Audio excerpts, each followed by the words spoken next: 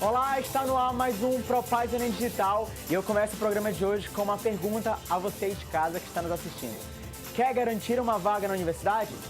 Se tu queres, estar no lugar certo, porque aqui nós damos todas as dicas para quem está se preparando para o Enem 2017. E para começar o programa de hoje, nós temos o professor Enaque Almeida, de Biologia. Ele que vai falar de evolução. Em seguida, o nosso queridíssimo professor Kizan, de Química, vai falar do deslocamento do equilíbrio químico. E para encerrar o programa, a professora de Língua Portuguesa, Jandaia Tavares, vai falar de elementos coercivos. Preparados? Então tenham todos uma ótima aula. De onde nós viemos e para onde nós vamos?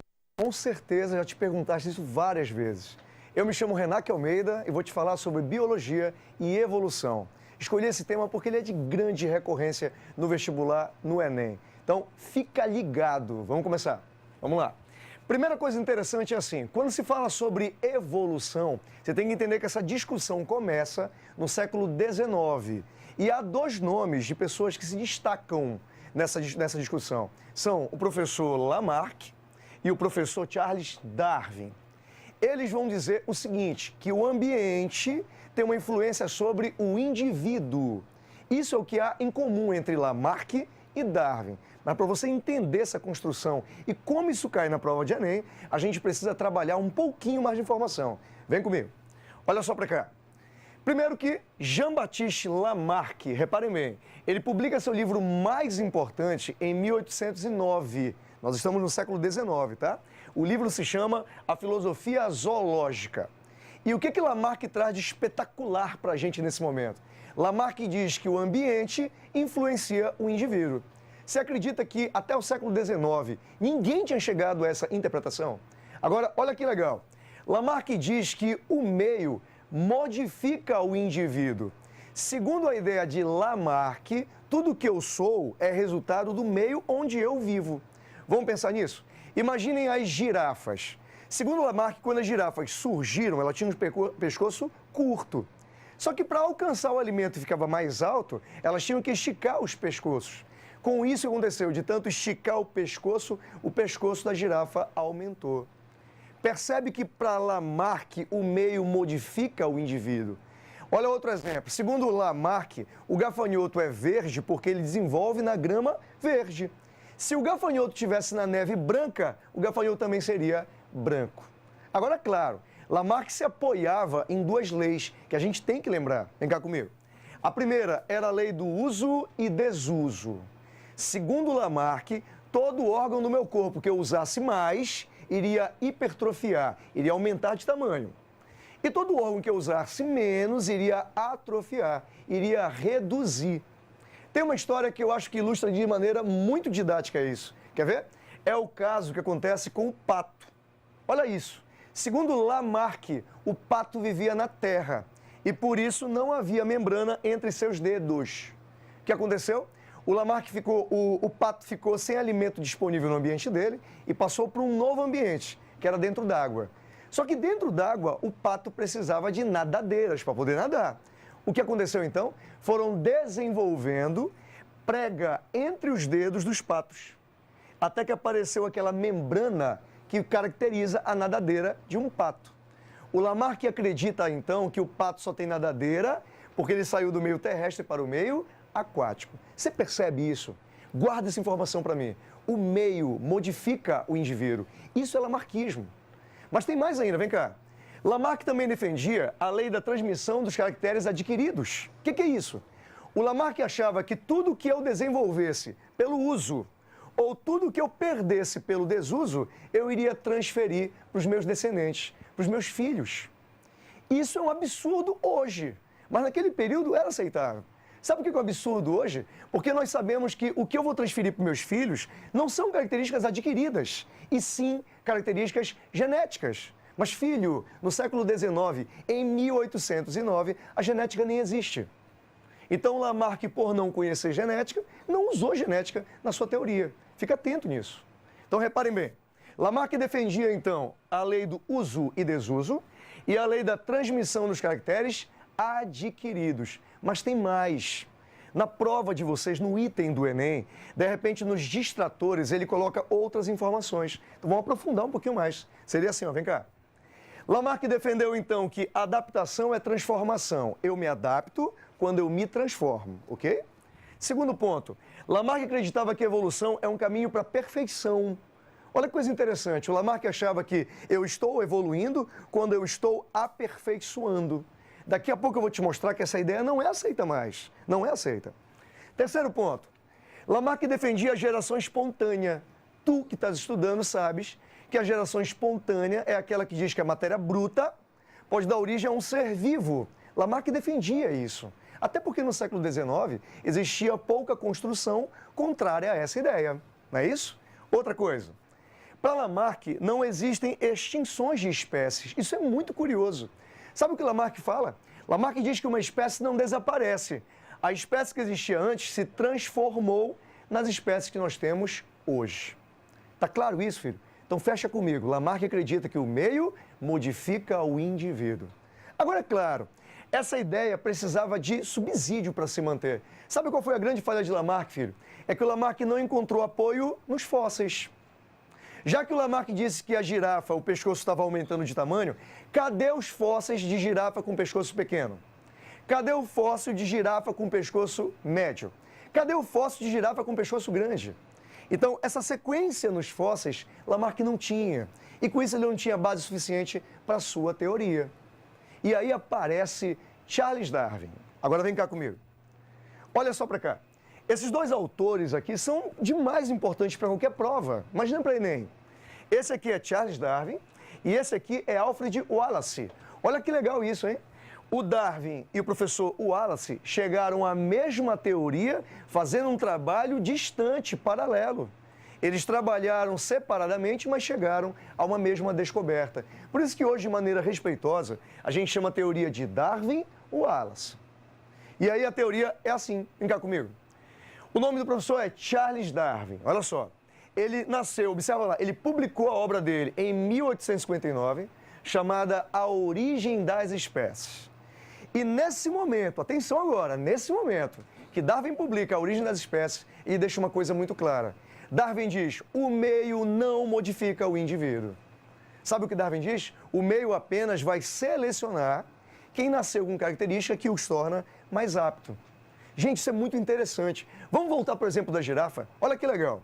O Darwin vai explicar o seguinte, vai dizer, ó, nascem girafas com pescoço pequeno, girafas de pescoço médio e de pescoço grande. Só que as girafas vão ter que competir pela comida.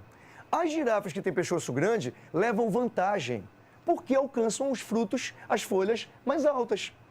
Então, se a girafa de pescoço grande leva vantagem, ela sobrevive. A de pescoço pequeno morre, a de pescoço médio morre. O Darwin deu um nome a isso. O Darwin disse que quando a gente compete e os mais aptos sobrevivem, ele chama de seleção natural. Então, repare bem para cá. Darwin defende a teoria da seleção natural, onde ele diz o quê? Fica atento agora. Darwin diz o meio não modifica o indivíduo. Darwin diz o meio seleciona os mais aptos.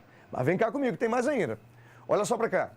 Darwin defendeu duas coisas que eu acho muito importante. Lá no teu item no Enem, isso vai aparecer e tu vais fazer diferença com isso. Vem cá. Darwin dizia que todos descendem de um ancestral comum. Ei, filho, você sabia que o primeiro professor a defender a ancestralidade comum foi Charles Darwin? Para você ter uma ideia, Lamarck, que foi o primeiro a escrever sobre evolução, defendia que as espécies tinham origem separada. Cada indivíduo tinha um ancestral diferente. O primeiro professor a dizer que as espécies têm um ancestral em comum foi Darwin. Outra coisa importante, Darwin diz que evolução não é um caminho para a perfeição. Muita atenção agora, atenção agora. Darwin diz, evolução não é um caminho para a perfeição. Evolução é um processo contínuo. A gente nunca vai ser perfeito, nenhuma espécie vai ser perfeita. Na verdade, os indivíduos estão em constante seleção natural. Hoje o ser vivo é mais apto e fica no ambiente. Mas se amanhã eu não for mais apto, eu sou eliminado. Tem um exemplo, filho, que eu acho muito interessante, acho bacana, que torna a coisa bem ilustrada que eu estou falando. Vamos pensar nos leões. Se você pensar no leão, ele é a fera, é o predador mais adaptado à savana africana. Ninguém ganha do leão, beleza? Ok. Mas é na savana. Se você traz o leão para um ambiente como uma floresta tropical, como uma floresta amazônica, ele não vai conseguir, filho. Porque o leão corre. E na hora que o leão estiver correndo para a presa, aqui na Amazônia, que tem muitas árvores, a presa pode escalar as árvores. E leão não escala a árvore. Ou seja, o leão, que era o grande predador, que era o mais apto na savana, numa floresta tropical como a Amazônia, não seria nada. Essa frase é muito importante. Lamarck deixa muito claro que ninguém é o melhor, ninguém é o mais forte sempre. Você pode ser o mais apto, mas quem determina se eu sou o mais apto ou menos apto são os fatores ambientais. Tá ok essa história? Outra coisa importante, vem cá. O Darwin cometeu uma falha muito grande. E assim, como a teoria do Darwin tem uma fama, né? Um trabalho de grande exibição, essa falha sempre é questionada. Sabe o que é, filho? É que, imagina que alguém perguntou para o Darwin, falou assim, professor, o senhor disse que nasce girafa de pescoço pequeno, de pescoço médio e de pescoço grande. Você disse que a de pescoço grande é a mais apta e sobreviveu. Entendi. Mas por que as girafas nascem diferentes? Você sabia que essa dúvida o Darwin não respondeu?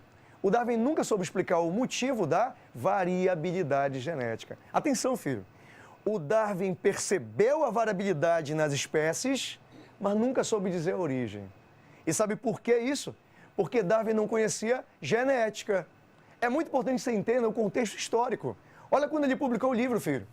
Em 1859. Em 1865 vai ser trabalhado o conceito de genética. Não existe genética nesse período. Fechado isso? Então vem cá comigo, olha só. Vamos fazer um resuminho mental fundamental. Segundo Lamarck, o meio modifica o indivíduo, o meio transforma o indivíduo, fechou? Segundo Darwin, o meio não modifica ninguém. O meio apenas seleciona os mais aptos. Ficou claro essa história? Só que a gente ficou com uma lacuna. Aí você vai dizer, qual é a lacuna, professor? Faltou explicar o motivo da variabilidade, filho. A teoria de Darwin é densa, se sustenta, mas cadê a variabilidade? E nós ficamos órfãos dessa explicação, até que surgiu isso aqui. Vem cá comigo. Até que surgiu a teoria sintética da evolução, ou também chamado de neodarwinismo. Fica atento agora, atenção.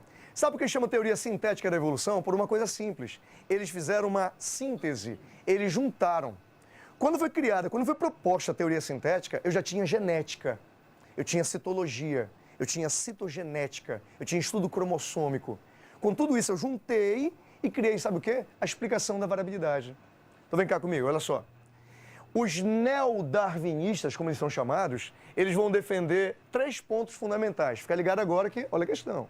Primeiro ponto, eles dizem que a variabilidade observada lá pelo Darwin tem explicação o quê? Genética.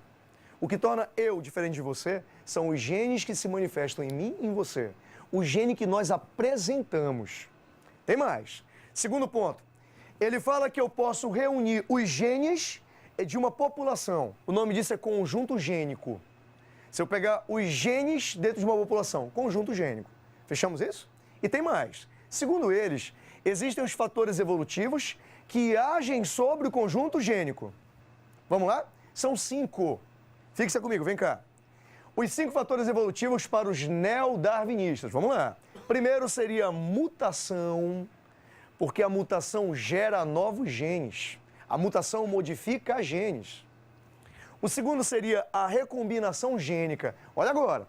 A recombinação gênica, atenção, ela não cria um novo gene, mas a mutação gênica recombina. É como se eu pudesse misturar o baralho. Eu consigo misturar os genes de uma população. Tá? Vem cá. Existem mais 3 fatores.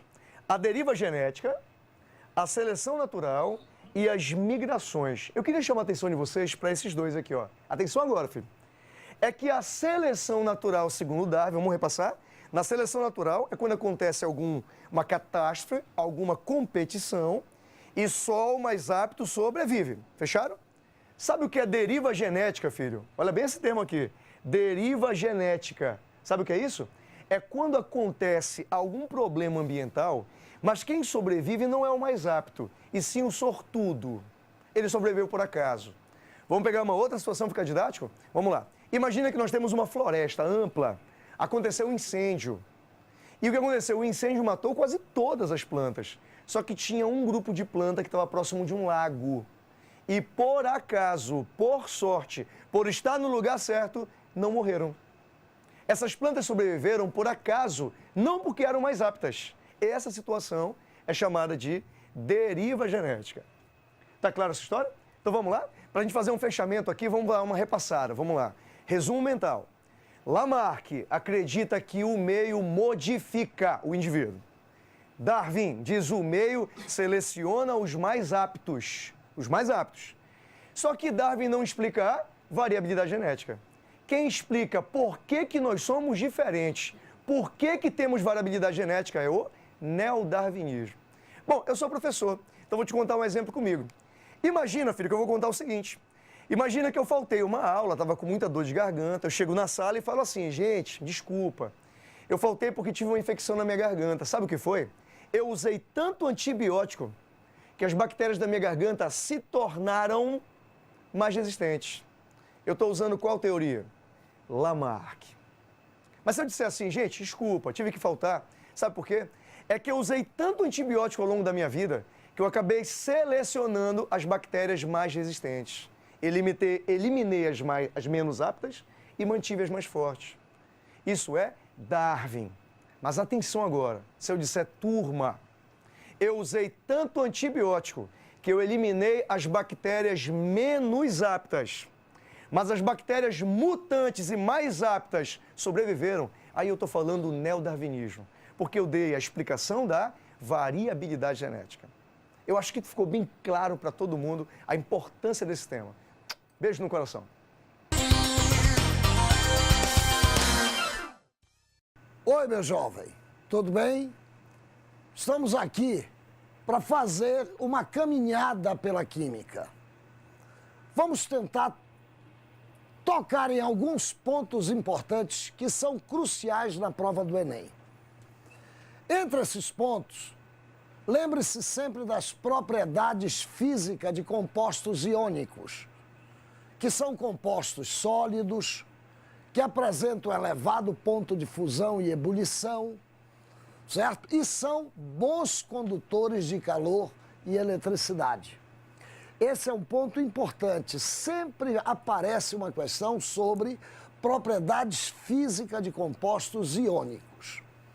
Além disso, nós devemos também lembrar, por exemplo, já que falamos em corrente elétrica, condução de corrente elétrica, que na eletrólise há dois polos importantes para a condução da corrente elétrica, o ânodo e o cátodo, assim como na pilha. O ânodo e cátodo são eletrodos importantes na confecção de uma pilha, no funcionamento de uma pilha. Lembre-se sempre que o ânodo é o eletrodo no qual ocorre o fenômeno de oxidação, enquanto que no cátodo sempre acontece o fenômeno de redução, seja no processo da pilha, também chamada de célula galvânica, ou seja no processo da eletrólise. Isso é importante de você ter em mente. Mas além disso, é importante que o polo elétrico do cátodo do ânodo tem sinais diferentes na pilha e em relação à eletrólise. Enquanto no ânodo o polo chamado de negativo é no qual ocorre a oxidação, na eletrólise o polo no qual ocorre a oxidação ânodo é positivo. Tome cuidado com isso. Repetindo, na pilha, o negativo é sempre o ânodo, no qual acontece o fenômeno de oxidação. Na eletrólise, o positivo é que é o ânodo. Sempre acontece o fenômeno da oxidação. Tá ok? Isso é muito importante, ok? Além disso, é importante lembrar, por exemplo, sobre a questão do fenômeno de chuva ácida, tá? Que é um tema recorrente na prova do Enem, tá ok? É, portanto, um tema relacionado às questões ambientais, ao fato da chuva ácida trazer danos ao meio ambiente, tá ok? Normalmente se diz que a chuva ácida é aquela na qual o potencial de hidrogênio, que você conhece pelo nome de pH, deve ter um valor abaixo de 5,6. Quer dizer, pH menor que 5,6 caracteriza o fenômeno da chuva ácida. Tá ok? Fenômeno esse que é fundamentalmente causado pela presença dos óxidos de enxofre e de nitrogênio na atmosfera, que em contato com a água da chuva origina fundamentalmente o ácido sulfúrico e o ácido nítrico. Não esqueça disso. Fundamentalmente, ácido sulfúrico, ácido nítrico. São os dois principais ácidos que se originam da reação química promovida entre os óxidos de enxofre e de nitrogênio com a água proveniente da precipitação das chuvas. Tá ok? Lembre-se que esse fenômeno é fundamentalmente causado pela queima dos combustíveis fósseis. Principalmente, repare bem para isso, principalmente pelo fato de que os combustíveis fósseis apresentam como impureza partículas de enxofre. Muito cuidado com isso, tá ok? Além disso, é importante também fazermos um comentário breve, rápido, tá ok? Sobre a questão da fusão e da fissão nuclear, visto que, no momento atual, a animosidade entre Estados Unidos e Coreia do Norte pode ser uma pergunta na tua prova esse ano, tá? Visto que a Coreia do Norte tem anunciado a possibilidade do lançamento de uma bomba de hidrogênio, tá? Que é 100 vezes mais potente do que a bomba atômica. Portanto, muito mais devastadora para o meio ambiente em relação à bomba atômica. Tá ok? E em relação a esse fato, lembre-se que a bomba atômica, ela se origina de um processo de fissão nuclear, enquanto que a bomba de hidrogênio se origina de um processo de fusão nuclear. Bastante cuidado com esses dois fenômenos. A fissão é a quebra do núcleo do átomo de urânio ou de plutônio. Por exemplo, em Hiroshima, a bomba lançada foi de urânio. Já sobre Nagasaki, a bomba lançada foi de plutônio. Então, a fissão acontece pela quebra do núcleo, principalmente do átomo de urânio e do átomo de plutônio, com liberação de um conteúdo de energia fabuloso para o meio ambiente, que é, portanto, devastador. Tá ok? Fenômeno esse que ocorre fundamentalmente pelo choque de nêutrons sobre o núcleo do átomo de urânio. E nesse choque, o núcleo do átomo de urânio se quebra, originando mais nêutrons, que darão prosseguimento ao fenômeno, e por isso a fissão nuclear é chamada de reação em cadeia. Cuidado com isso. Reação em cadeia na fissão nuclear significa a possibilidade de novos nêutrons produzidos na fissão promoverem a quebra dos núcleos do átomo de urânio, ok? É, entretanto, importante também mencionar que as usinas nucleares funcionam à base do fenômeno de fissão nuclear. As usinas nucleares funcionam à base de fissão nuclear, ok? Isso é importante.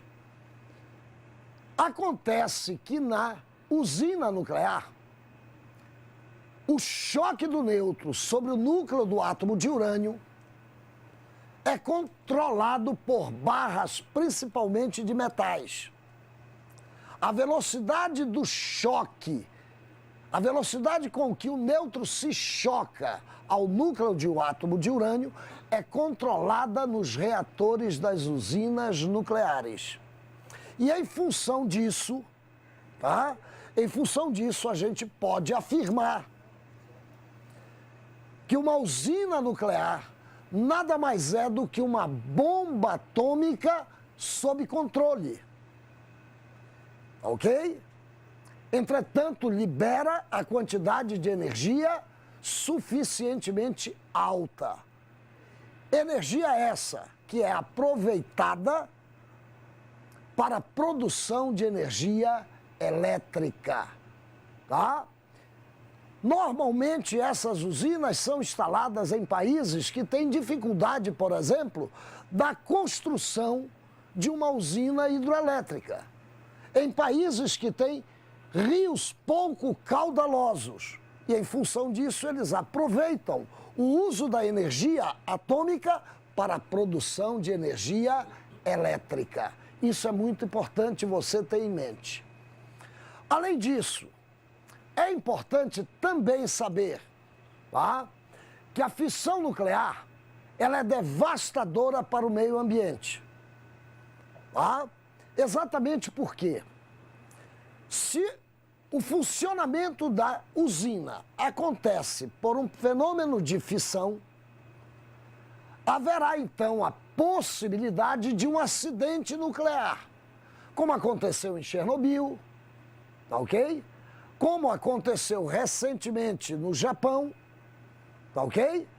Em que a usina foi completamente destruída, liberando lixo nuclear e liberando energia nuclear para o meio ambiente, tornando esse meio ambiente contaminado pela radioatividade.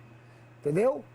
Só que, além disso, há um outro aspecto também bastante importante de mencionarmos em relação à questão do uso das usinas nucleares.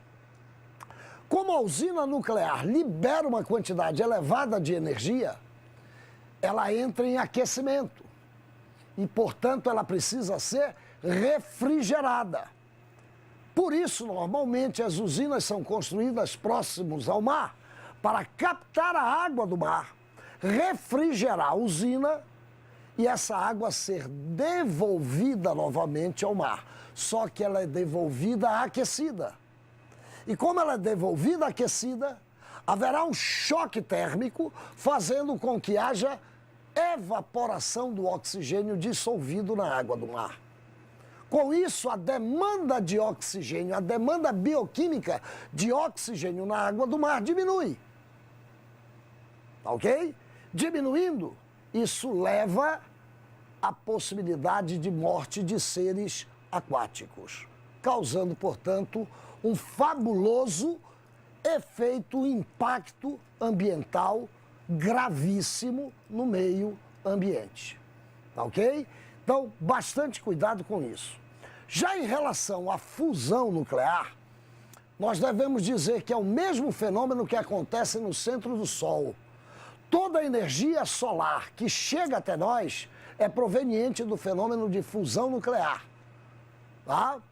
Onde núcleos de átomos de hidrogênio se unem para liberação de uma quantidade fabulosa de energia.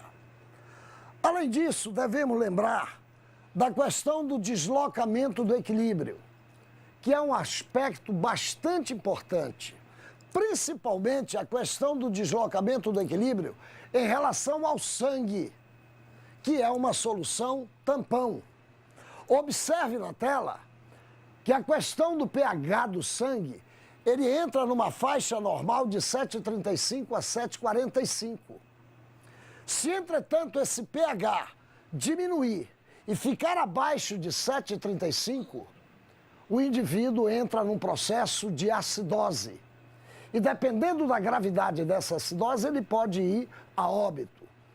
No sentido contrário, se o pH normal do sangue aumentar, atingindo um valor acima de 7,45, o indivíduo faz uma alcalose e que também pode ir a óbito. Fundamentalmente, no sangue, acontece este processo químico. O gás carbônico em água vai ionizar, liberando cátion, hidrogênio e ânion bicarbonato. Se o indivíduo estiver submetido, por exemplo, a uma crise de ansiedade, ele faz uma hiperventilação, ou seja, uma respiração acelerada. Com isso, ele vai eliminar muito gás carbônico, ele vai expirar muito gás carbônico. Muito CO2 será eliminado para o meio ambiente, o que significa dizer que está perdendo CO2 no sangue. Se perde CO2 no sangue, o equilíbrio desloca para a esquerda. Com isso, haverá diminuição na concentração de cátion, hidrogênio no sangue, e diminuindo a concentração de cátion e hidrogênio, ocorre um aumento do pH. O indivíduo vai a uma alcalose. E dependendo da gravidade dessa alcalose, ele vai à morte. Já em sentido contrário, se tivermos neste equilíbrio uma hipoventilação, como por exemplo no processo de efisema pulmonar, a pessoa está respirando muito lentamente, passa a ocorrer uma concentração maior de CO2 no sangue da pessoa. Com isso, o equilíbrio desloca para a direita. E deslocando para a direita, passa a ocorrer um aumento na concentração de cátion e hidrogênio. Se o cátion e hidrogênio aumenta, o pH diminui e a pessoa faz uma acidose, o que pode levar o indivíduo à morte. Ok? Então aí nós fizemos um comentário geral do que pode ser cobrado nessa prova do Enem. Espero numa outra oportunidade estar com vocês aqui para que nós possamos fazer novos comentários em função, por exemplo, de uma química orgânica que também é constantemente solicitada na prova do Enem. Obrigado pela atenção de vocês. Como vai, futuro calouro Propaz Enem? Meu nome é Jandaia Augusta Tavares e estou aqui para te dar dicas importantes a respeito da prova de linguagens, códigos e suas tecnologias. Hoje, nosso objeto de conhecimento é a coesão textual, ou seja, os elementos coesivos. Alguns deles, pois deve-se ressaltar, a coesão textual é um estudo longo, detalhado e muitas vezes até cansativo para o aluno. Cansativo para nosso processo de aprendizagem da linguagem, porém de suma importância para você que quer garantir sua vaga na universidade. A questão é a seguinte: o que é coesão? A coesão é o objeto de conhecimento dentro da linguagem que trabalha a estruturação do texto. Deve-se ressaltar, não é tão importante dizer que para ter um texto coerente, um texto realmente de significação total ou de unidade textual, como se diz, eu precise ter elementos coesivos ou a coesão realmente explícita no meu texto. Mas nem por isso devo deixar de estar atenta, de estar voltado a esse estudo detalhado da estruturação da língua. Nesse caso, frases, parágrafos, períodos são utilizados, neles são utilizados os elementos coesivos. E eu preciso saber sua significação, o momento adequado de se colocar, o que quero dizer e, a partir daí, ter uma ideia de como colocá-los, de como fazer com que eles estejam adequados ao que eu pretendo enunciar. Enunciação é importante dizer. Enunciação, eu preciso ter a ideia do meu discurso enunciativo, saber o que eu quero dizer, como dizer. E para isso, os elementos coesivos vão estar a favor daquele que produz o texto. Veja o seguinte, Para a gente verificar os mecanismos de coesão, e os principais, porque são inúmeros, a gente tem a competência da área 6, tá? Isso que é pedido no Enem para ti. Mas dentro da competência da área 6, que é compreender e usar os sistemas simbólicos das diferentes linguagens como meio de organização cognitiva da realidade pela constituição de significados, expressão, comunicação e informação, eu tenho a habilidade 18. E essa habilidade você deve tomar conta dela. Identificar os elementos que concorrem para a progressão temática. Veja bem, identificar. Eu preciso identificar, eu preciso reconhecer. Reconhecer onde caracterizá-los, onde eles estão postos e qual a sua significação. Por isso mesmo, para a organização e estruturação de textos de diferentes gêneros e tipos. Bem, dentro desses mecanismos, a gente verifica o seguinte, e podemos conceituar. Coesão textual é a conexão estabelecida entre as partes de um texto, palavras, períodos e parágrafos, por meio de conectivos, conjunções, pronomes, preposições, advérbios e outros recursos linguísticos, estabelecendo uma estrutura clara e compreensiva. É comum a gente dizer mesmo que a coesão textual, ela permite a progressão do texto. Ela permite o que a gente chama de unidade textual. Mas é fato também dizer que muitas vezes ela nem precisa aparecer explicitamente. Eu vou citar aí um texto que você deve conhecer. Ditante. Lembra de Ditante? Diz assim: bebida é água, comida é pasto, você tem sede de quê? Você tem fome de quê? Eu não preciso ter elementos coesivos para ter um texto coerente, mas lá são presentes, sim, a ideia da coesão, dos mecanismos coesivos, apesar deles não estarem explícitos, apesar de eu não reconhecê-los, identificá-los propriamente dito dentro desse texto. Então, os conectivos, o que são de fato? Recursos linguísticos empregados para unir orações e parágrafos, criando-se uma unidade textual. Lembre-se, coesão textual, conectivos, são palavras fundamentais e muitas vezes tratadas pelo Enem de forma identificando a habilidade que a gente verificou, a habilidade 16. Olha só. Agora eu te trago os conectores ou os operadores discursivos. Não há nada de diferente nisso, tá? Apenas eu estou te dando mais possibilidades de identificação, ou seja, te colocando mais palavras, mais dados científicos até desse estudo, dessa área de conhecimento. O que são os operadores discursivos? São palavras ou expressões responsáveis pela concatenação, pela criação de relações entre os segmentos do texto. Aí eu tenho como exemplo, então, portanto, já que, com efeito, porque, ora, mais, assim. Olha só, são inúmeros mesmo. E a possibilidade de usá-los infinita. Por isso, é importante, é necessário que você saiba que é preciso levar em consideração um ponto fundamental. A ideia expressa qual é o sentido que eu quero dar. A frase tenta colocar que sentido? Em que momento eu devo utilizar cada conectivo? E olha lá no quadro.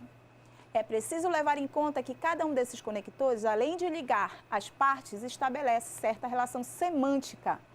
Causa, finalidade, conclusão, contradição, condição, que possui uma dada função argumentativa no texto. Devo ressaltar. A argumentação é a palavra-chave também ligada à coesão textual. Ela permite-se ser construída no momento que eu também utilizo de forma adequada esses conectores, como forma de progressão, de coerência, sem propriamente a ideia da argumentação e sem ter o domínio dela, eu não vou saber onde e quando utilizar adequadamente esses conectores. Eu preciso saber a que ponto de argumentação eu vou chegar para a escolha adequada dos conectores. E aí eu vou te dar agora alguns dos elementos. Não são todos, apenas alguns, tá? Selecionei aqui para ti alguns, aqueles mais importantes, mais comuns no texto. Aquele que vai fazer a diferença. Ou melhor, aquele que mais recorre dentro de um texto. Seja ele produzido por você, seja ele já dado pelo Enem. 1. Causa. Olha aqueles que expressam causa. Já que, visto que, em função de. E aí eu preparei uma frase para ti. Não surpreendeu ser o primeiro colocado, já que dedicou-se muito aos estudos. Verifica aí a relação de causa na segunda frase, tá? Então, lembre-se o seguinte também. Na língua portuguesa, tudo é substituível. Ou seja, é substituível os elementos. E importante não fazer repetições. O importante é mostrar que você tem habilidade linguística e sabe utilizar os conectivos de forma adequada, mas também diversificada. Então, você não vai fazer com que exista muitas repetições, tá? Quando você for produzir o texto. E assim mesmo, ao ler o texto se torna muito mais prazeroso de leitura quando eu consigo perceber que o seu autor tem um domínio sobre os conectores. Segundo conector, de consequência e conclusão. Por isso, pois, conseguinte, de tal forma que, portanto, assim. Dedicou-se muito aos estudos, de tal forma que não surpreendeu ser o primeiro colocado. Substitui-me. Vai lá, tenta comprovar que dá certo. Dedicou-se muito aos estudos, por isso não surpreendeu ser o primeiro colocado. Olha como é possível substituir e é possível você mostrar sua habilidade linguística. Terceiro, explicação, pois, de fato, não surpreendeu ser o primeiro colocado, pois se dedicou muito aos estudos. Agora, 4, também muito recorrente. Adição, continuação. O e, o também, além disso, ainda mais e o nem. Não surpreendeu em conquistar o primeiro lugar e se tornou um grande profissional. Quero te chamar a atenção para o uso do e. Muito recorrente e o mais comum até. Mas cuidado com a quebra de paralelismo semântico que ele pode causar. Muitas vezes o e inadequadamente usado permite relações semânticas não adequadas. Olha aí. O e enuncia o desenvolvimento do discurso e não a repetição do que foi dito antes. Indica uma progressão semântica que adiciona, acrescenta algum dado novo. Se não acrescentar nada, constitui pura repetição e deve ser evitado, tá? Ele com certeza deve ser evitado. Olha essa frase. Tudo permanece imóvel e fica sem se alterar. Caro calouro, você sabe, se já está imóvel, evidentemente, não vai se alterar. Então, por que colocar um e, né, entre essas duas frases? Aí eu tenho a quebra, né, do paralelismo semântico. Não pode ocorrer. E eu devo perceber isso no texto. Eu devo perceber que aí não tem uma frase bem construída, né? Esse período precisa ser corrigido. Esse período não mostra, na verdade, a adição de duas sentenças novas, com ideias novas. Se não acrescenta nada de algo novo, eu não devo utilizar o e. Mas eu devo utilizar qual conectivo? Olha aí, a ilustração, o esclarecimento, ou seja, isto é, quer dizer, por exemplo. E olha como a frase ganha novo efeito. Tudo permanece imóvel, ou seja, fica sem se alterar, né?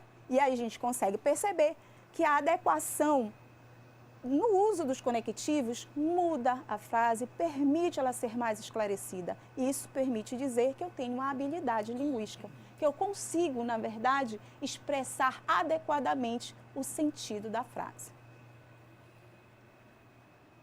Oposição, adversativo, mas, porém, contudo, todavia, é muito utilizado.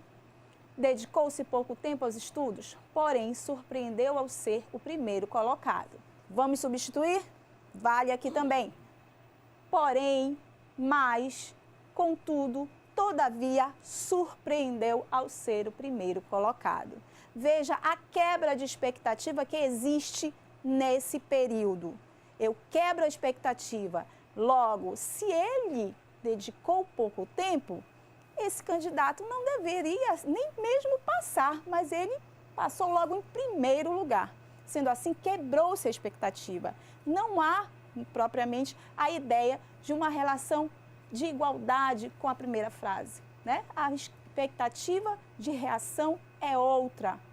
E aí eu tenho só isso como possível a partir desses conectivos de oposição ou adversativos.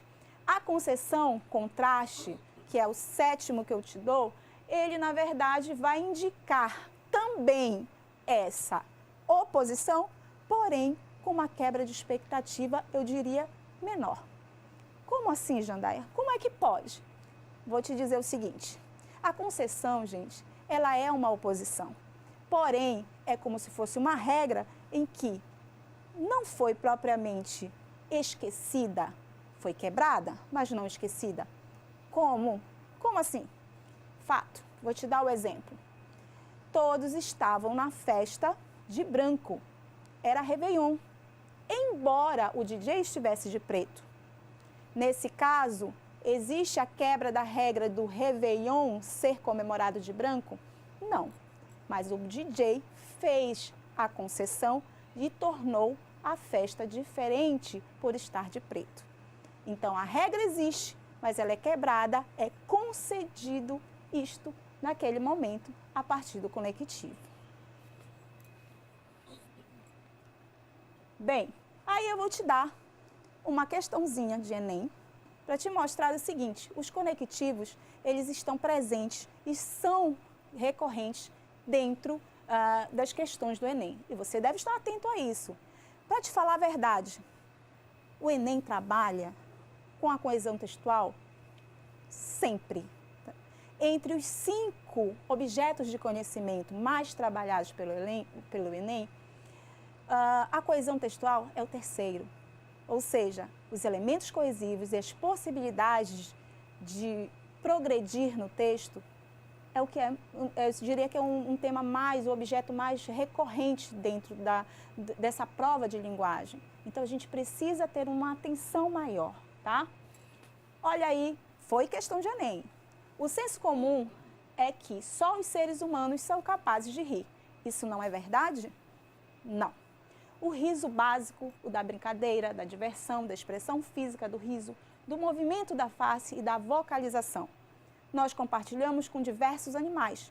Em ratos, já foram observadas vocalizações ultrassônicas e que nós não somos capazes de perceber e que eles emitem quando estão brincando de rolar no chão.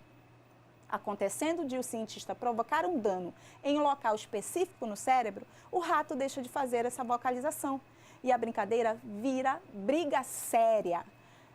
Sem o riso, o outro pensa que está sendo atacado.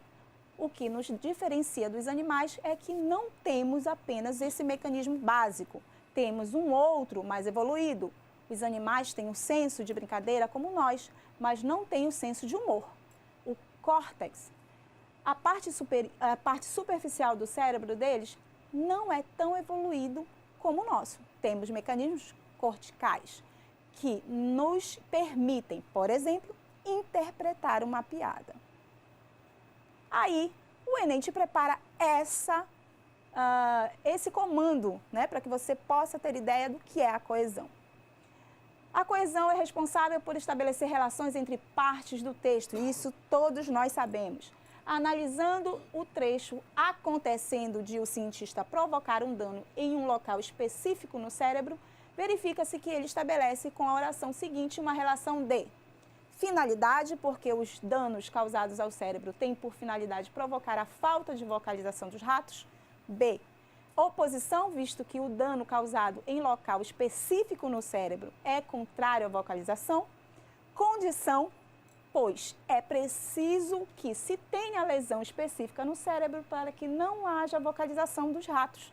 Letra D, consequência. uma vez que o motivo de não haver mais vocalização dos ratos é o dano causado no cérebro. Letra E, proporção, já que à medida que se lesiona o cérebro, não é mais possível que haja vocalização. Percebam o seguinte, no texto a gente tem acontecendo, na quinta linha, acontecendo de o cientista provocar um dano em um local específico no cérebro. Essa frase tem que fazer relação com o rato deixa de fazer essa vocalização e a brincadeira vira briga séria. Essa frase acontecendo, eu tenho que relação? Bem, para o Enem, e ele, vamos ver se você acertou, ele diz o seguinte, é a condição. Pois é preciso que se tenha lesão específica no cérebro para que não haja vocalização. Claro, é a condição, ou seja, o motivo para que se haja propriamente a não vocalização. Nesse caso, o Enem, ele está preocupado, gente, em verificar se você sabe propriamente utilizar os conectivos, mas principalmente saber qual o sentido deles. Nesse tipo de questão, a gente não tem propriamente os conectivos expressos, mas a ideia da condição, da proporção, a ideia da finalidade, coisas que somente os conectivos bem utilizados, eles expressam. Então, aí você tem a importância da coesão textual dentro do texto. Podem até não aparecer visivelmente, mas o sentido deles está lá, com certeza. Olha só, para finalizar, eu vou te dar essa questão bem simples. Cultivar um estilo de vida saudável é extremamente importante para diminuir o risco de infarto, mas também de problemas como morte súbita e derrame. Significa que manter uma alimentação saudável e praticar atividade física regularmente já reduz por si só as chances de desenvolver vários problemas. Além disso, é importante para o controle da pressão arterial, dos níveis de colesterol e de glicose no sangue. Também ajuda a diminuir o estresse e aumentar a capacidade física, fatores que, somados, reduzem as chances de infarto. Exercitar-se, nesses casos, que com acompanhamento médico e moderação, é altamente recomendável. Aí ele diz, as ideias veiculadas no texto se organizam estabelecendo relações que atuam na construção do sentido. A respeito, identifica-se no fragmento que... Olha as expressões utilizadas. Além disso, como marca de sequenciação de ideias. O conectivo mais também. O como, também e fatores. Todos utilizados como elementos coesivos. E aí o Enem faz o quê? Te diz que nessa questão a alternativa correta é a letra A. O além disso marca uma sequenciação de ideias. Ou seja, o elemento coesivo expresso. Bem, ali se tem dentro da questão com o termo fatores, para indicar uma retomada de informação. Eu digo o seguinte para ti, calouro, esse é só o início do nosso estudo. Retomada, elementos de coesão de retomada, fica para um outro dia e a gente vai verificar isso com carinho com você. Afinal, você vai ser calouro Propaz Enem, com certeza, o ano que vem. E a gente está aqui para te ajudar para realizar esse sonho. Até logo, o restante é com você.